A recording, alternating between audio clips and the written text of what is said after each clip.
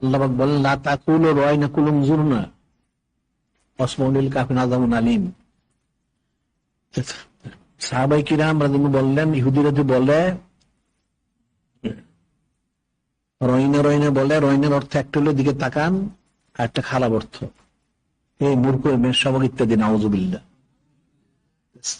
ইহুদিরা তো খারাপ উদ্দেশ্যে বলে, আল্লাহ পাক তো সব জানেন। কিন্তু সাহাবায়ে কিরাম রাদিয়াল্লাহু ভালো অর্থ বলেন, তাহলে না এটাও বলবেন না আপনারা, উনজুরনা বলেন। উনজুরনার একটা অর্থ তাকান আমাদের দিকে।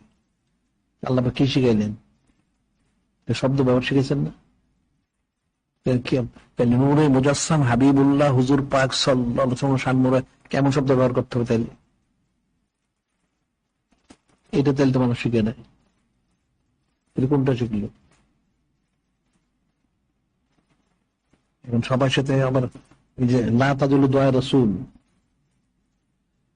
যে শরীফটা, যে নূরে মুজাসসাম হাবিবুল্লাহ হুজুর পাক সাল্লাল্লাহু আলাইহি ওয়াসাল্লাম শানমুবারকে তোমরা তোমাদের মতো শব্দ ব্যবহার করো, এটাও বলা হইল। কত কিছু বলা হয়েছে, তাহলে কোরআন শরীফ বুঝলো কি?